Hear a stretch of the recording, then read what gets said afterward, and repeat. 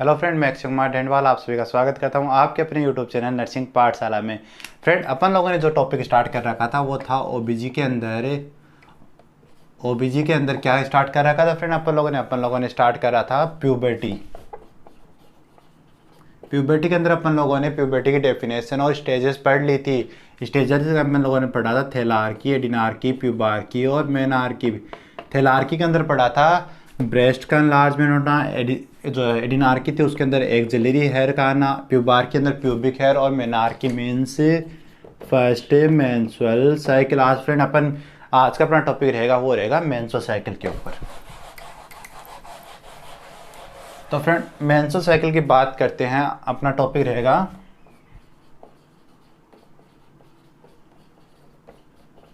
Menstrual cycle के ऊपर। तो मेंस्ट्रुअल साइकिल की फर्स्ट ऑफ ऑल हम बात करते हैं डेफिनेशन ऑफ मेंस्ट्रुअल साइकिल का। तो फ्रेंड, डेफिनेशन क्या होगी मेंस्ट्रुअल साइकिल की? डेफिनेशन होगी friend, it is a visual manifestation of cyclic uterine bleeding through vagina due to shedding down of uterine endometrium. Friend, short में लिखा है follow by HPO axis interplay. HPO axis interplay. तो friend, अब अपन बात करते हैं अपनी डेफिनेशन के ऊपर। अपनी डेफिनेशन क्या कहती है? अपनी डेफिनेशन कहती है कि it is a visual manifestation of cyclic uterine bleeding through vagina. कि जो मेंस्ट्रुअल साइकिल होती है वो क्या है? साइक्लिक मैनिफेस्टेशन है यूट्राइन ब्लीडिंग का। जो यूट्रस के थ्रू जो ब्लीडिंग होती है वो होती है साइक्लिक होती है। साइकिल का मतलब फ्रेंड, जैसे अपन बात करें कि एक मेंस्ट्रुअल साइकिल होता है वो 28 डेज का होता है। आफ्टर 28 डेज रिपीट होता है। तो क्या हो गया? साइक्लिक हो गई कि 28 के बाद में दोबारा से स्टार्ट होगी, फिर 28 के बाद दोबारा से स्टार्ट होगी। तो ये क्या है? साइक्लिक है, चलता जा रहा है। ठीक है फ्रेंड। यूट्राइन ब्लीडिंग होती है किसके थ्रू होती है?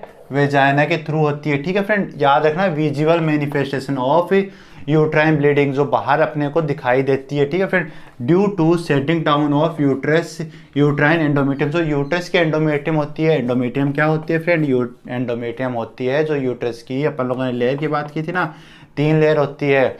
जो इनर लेयर होती है अपन उसको बोलते हैं एंडोमेट्रियम। तो वो सेटल डाउन मतलब वो ब्रेक डाउन होती है, टूटती है। उसके ब्रेक डाउन होने के कारण ब्लीडिंग होती है किसके थ्रू? वेजाइना के थ्रू। ठीक है। Follow by HPO axis interplay. HPO axis interplay, जो HPO एक्सिस होता है उसके इंटरप्ले कारण, उसके रोल के कारण ये सब कुछ होता है। बात उठती है कि HPO एक्सिस क्या होता है। तो फ्रेंड, अब बात करते हैं अपन HPO एक्सिस के बारे में। अब बात करेंगे फ्रेंड अपन HPO एक्सिस क्या होता है। तो HPO एक्सिस की बात करें फ्रेंड, HPO एक्सिस क्या होता है? H4 क्या होता है फ्रेंड? P4 क्या होता है? O4 क्या होता है? H4 hypothalamus, P4 anterior pituitary, O4 ovary. ठीक है फ्रेंड। हाइपोथैलेमस क्या करता है? हाइपोथैलेमस एक हार्मोन सीक्रेट करता है। वो कौन सा है? GnRH, जो होता है गोनिकोट्रोपिन रिलीजिंग हार्मोन। ये हार्मोन किस पे वर्क करेगा? एंटीरियर पिट्यूटरी के ऊपर वर्क करेगा। और क्या सीक्रेट करवाएगा? FHS और LH, फॉलिकल स्टिमुलेटिंग हार्मोन और लुटेनाइजिंग हार्मोन। ये दोनों किसके ऊपर काम करेंगे? जो फॉलिकल्स है उनके ऊपर वर्क करेंगे। और ओवेरी, फिर ओवेरी क्या प्रोडक्ट करेगी, क्या प्रोड्यूस करेगी? हार्मोन एस्ट्रोजन और progesterone friend one by one अपन इसका डिस्कशन करेंगे जब फोलिकुलर जो स्टेजेस होती है ना, चेंजेस होते हैं, उनके अंदर बात करेंगे। फिलहाल मैंने बताया कि जो मेंस्ट्रुअल साइकिल होती है उसकी डेफिनेशन क्या होती है कि जो वेजाइना के थ्रू यूट्राइन ब्लीडिंग होती है। यूट्राइन ब्लीडिंग क्यों होती है? जो यूट्रस की एंडोमेट्रियम होती है ना वो सेटल डाउन होती है। ये सब कुछ किसके रोल के कारण होता है? ये सब कुछ होता है एचपीओ एक्सिस के रोल के कारण होता है। इसका जो इंटरप्ले होता है इनविजिबल इंटरप्ले होता है फ्रेंड। विजुअल ब्लीडिंग होती है लेकिन इसका जो रोल होता है वो इनविजिबल होता है, ये अपन लोगों को दिखाई नहीं देता है। ये हार्मोन्स का वर्क होता है वो हमें दिखाई नहीं देता। तो invisible interplay of HBO axis, तो यहाँ पर अपनी डेफिनेशन है वो फ्रेंड कंप्लीट हो गई है। अब बात करते हैं कुछ क्राइटेरिया की नॉर्मल मेंस्ट्रुअल साइकिल के लिए। डेफिनेशन याद रखना फ्रेंड, डेफिनेशन के बाद में अब बात करेंगे अपन क्राइटेरिया। तो फर्स्ट क्राइटेरिया क्या रहेगा? अगर फ्रेंड वेजाइना के थ्रू ब्लीडिंग हो रही है तो अगर वेजाइना के अंदर ही प्रॉब्लम आ जाए तो नॉर्मल मेंस्ट्रुअल साइकिल होगा? नहीं होगा। तो फर्स्ट क्राइटेरिया क्या होगा नॉर्मल मेंस्ट्रुअल साइकिल के लिए कि normal way of menstrual cycle की जो मेंस्ट्रुअल साइकिल हो रही है, जो ब्लीडिंग हो रही है, उसका वे है जिस थ्रू वो हो रही है, वेजाइनिक थ्रू एक्सपेल आउट कर रही है, वही अगर नॉर्मल नहीं होगा तो ब्लीडिंग नहीं होगी। तो नॉर्मल मेंस्ट्रुअल साइकिल के लिए जो वे है वो भी नॉर्मल होना चाहिए, ठीक है फ्रेंड। और सेकेंड जो एचपीओ एक्सिस बताया था फ्रेंड वो भी तो नॉर्मल होना चाहिए। एचपीओ एक्सिस अगर नॉर्मल नहीं होगा तो अपना जो नॉर्मल मेंस्ट्रुअल साइकिल है वो हो पाएगी? नहीं हो पाएगी। तो सेकंड क्राइटेरिया क्या होगा? एचपीओ एक्सिस है वो भी नॉर्मल होना चाहिए। सेकंड बात करें कि फ्रेंड जो यूट्रस की एंडोमेट्रियम है वो प्रॉपर वर्क नहीं करे, कि जो यूट्राइन एंडोमेट्रियम है वो ही रिस्पॉन्सिव ना हो किसके लिए? ओवेरियन हार्मोन्स के लिए। जो ओवेरी के थ्रू हार्मोन्स आते हैं उनके लिए जो यूट्राइन एंडोमेट्रियम है वही रिस्पॉन्सिबल ना हो। देखो फ्रेंड एक बात करते हैं अपन, ये मान लो यूट्रस की एंडोमेट्रियम है, ठीक है। जो मेंस्ट्रुअल साइकिल होगा उसके अंदर क्या होगा कि ये एंडोमेट्रियम में मान लो इसकी थिकनेस है, ये इसकी थिकनेस है, ये क्या होगी? सेटल डाउन होगी, मतलब ब्रेक डाउन होगी, ठीक है। ये ब्रेक डाउन होगी ड्यूरिंग मेंस्ट्रुअल साइकिल। अगर मान लो फ्रेंड हार्मोन्स तो प्रॉपर से आ रहे हैं लेकिन यही प्रॉपर रिस्पॉन्सिव नहीं है, यही अपना काम नहीं कर रही है, तो क्या मेंस्ट्रुअल साइकिल होगा? नहीं होगा। तो यूट्राइन एंडोमेट्रियम है वो भी रिस्पॉन्सिव होनी चाहिए। जो अपन लोगों ने बात की वेजाइनल जो वे है जिसके थ्रू मेंस्ट्रुअल साइकिल आता है, एक्सपेल आउट होता है, जैसे फ्रेंड मान लो ये वेजाइना, ये यूट्रस हो गया, फिर ये फ्लोपियन ट्यूब हो गई, ठीक है फ्रेंड। यहाँ से जो ब्लीडिंग हो रही है वो वेजाइना के थ्रू बाहर हो रही है नॉर्मल मेंस्ट्रुअल साइकिल के अंदर। अगर मान लो फ्रेंड यहाँ पर ही कुछ प्रॉब्लम आ जाए, यहाँ पर ही प्रॉब्लम आ जाए तो ब्लीडिंग बाहर आएगी? नहीं आएगी। तो जो वेजाइनल वे है वो भी नॉर्मल होना चाहिए। और सेकंड अपन लोगों ने बात की एचपीओ एक्सिस नॉर्मल चाहिए। अगर हाइपोथैलेमस है वो गोनिकोट्रोपिन रिलीजिंग हार्मोन सीक्रेट नहीं करेगा तो पिट्यूटरी वर्क नहीं करेगी, पिट्यूटरी नहीं करेगी तो आगे फॉलिकल्स है वो नहीं बनेंगे, तो फॉलिकल्स नहीं बनेंगे तो जो मेंस्ट्रुअल साइकिल है वो नहीं आएगा। तो फ्रेंड ये तीनों जो क्राइटेरिया है फुलफिल होंगे तभी एक नॉर्मल मेंस्ट्रुअल साइकिल आएगी, ठीक है फ्रेंड। अपन लोगों ने क्राइटेरिया बात कर लिए। अब फ्रेंड अपन लोगों ने फर्स्ट जो क्राइटेरिया बताया था वो क्या था कि वेजाइना के अंदर कोई प्रॉब्लम हो जाए। तो फर्स्ट ऑफ ऑल बात करते हैं कि वेजाइना के अंदर कौन कौन सी प्रॉब्लम हो सकती है। तो फर्स्ट तो आता है, फर्स्ट क्या आता है फ्रेंड? फर्स्ट आता है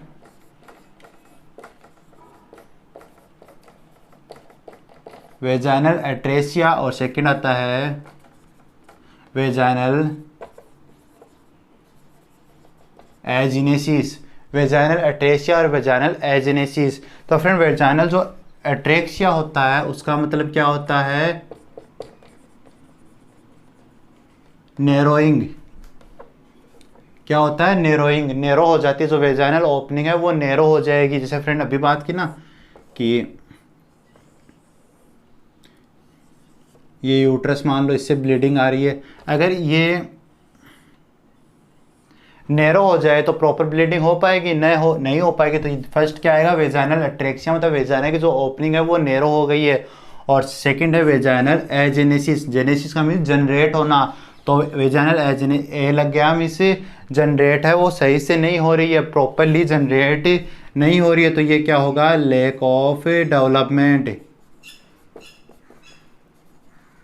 lack of development, proper develop नहीं हो रही है। जैसे मान लो वेजाइना है प्रॉपरली डेवलप नहीं हो पाई, प्रॉपरली डेवलप नहीं हो पाई तो ब्लीडिंग है वो बाहर की तरफ नहीं आएगी। तो इसी कारण से भी प्रॉपर नॉर्मल मेंस्ट्रुअल साइकिल नहीं आ पाएगा। तो 2 वर्ड थे, वेजाइनल एजीनेसिस और वेजाइनल एट्रेसिया, ये अपने लोगों ने कंप्लीट कर लिए हैं। अब बात करते हैं फ्रेंड, जो नॉर्मल मेंस्ट्रुअल साइकिल होता है, नॉर्मल मेंस्ट्रुअल साइकिल होता है उसको अपन उसको बोलते हैं यूमेनोरिया। नॉर्मल मेंस्ट्रुअल साइकिल को अपन क्या बोलेंगे? नॉर्मल मेंस्ट्रुअल साइकिल को बोलेंगे अपन यूमेनोरिया। तो अब बात करते हैं कि जो नॉर्मल मेंस्ट्रुअल साइकिल होता है उसके कुछ क्राइटेरिया कि नॉर्मल मेंस्ट्रुअल साइकिल कौन कौन सा होता है। फर्स्ट ऑफ ऑल बात करेंगे अपन ड्यूरेशन की, कि नॉर्मल मेंस्ट्रुअल साइकिल की ड्यूरेशन कितनी होती है? तो 21 to 35 डे। और एवरेज की बात करें तो 28 डे का एक मेंस्ट्रुअल साइकिल होता है फ्रेंड। ये हो गई ड्यूरेशन की। अब बात करते हैं ब्लड लॉस की, कि कितना ब्लड लॉस होता है? तो ब्लड लॉस होता है फ्रेंड 20 to 80 ml। एवरेज की बात करें तो 35 ml है एक मेंस्ट्रुअल साइकिल के अंदर ब्लड लॉस होता है। तो फ्रेंड आप लोगों को पूछ लिया जाए कि एक मेंस्ट्रुअल साइकिल होती है उसकी एवरेज टाइमिंग कितनी होती है, आपका आंसर कहाँ जाएगा? आपका आंसर जाएगा 28 डे के पास। और अगर आपको पूछ लिया जाए कि एक मेंस्ट्रुअल साइकिल है उसके अंदर एवरेज ब्लड लॉस कितना होता है, तो आपका आंसर जाएगा 35 ml के पास। और आपको एक रेंज दे के पूछा जाए तो 20 to 80 ml। और नॉर्मल मेंस्ट्रुअल साइकिल को अपन क्या बोलते हैं? याद रखना, यूमेनोरिया। जहाँ यू लग गया मतलब नॉर्मल, तो नॉर्मल मेंस्ट्रुअल साइकिल को बोलते हैं अपन यूमेनोरिया। क्या बोलते हैं? यूमेनोरिया। तो अपन लोगों ने ड्यूरेशन की बात कर ली, ब्लीडिंग लॉस की बात कर ली। अब बात करते हैं फ्रेंड 1 ईयर के अंदर, 1 ईयर के अंदर नॉर्मल मेंस्ट्रुअल साइकिल कितने आते हैं? तो मेंस्ट्रुअल साइकिल आते हैं 13 मेंस्ट्रुअल साइकिल, मतलब 1 साल के अंदर 13 मेंस्ट्रुअल साइकिल आते हैं। तो जो एक फीमेल है उसकी जो रिप्रोडक्टिव एज है मतलब 15 to 45 ईयर, तो इसके अंदर कुल कितने मेंस्ट्रुअल साइकिल आएंगे?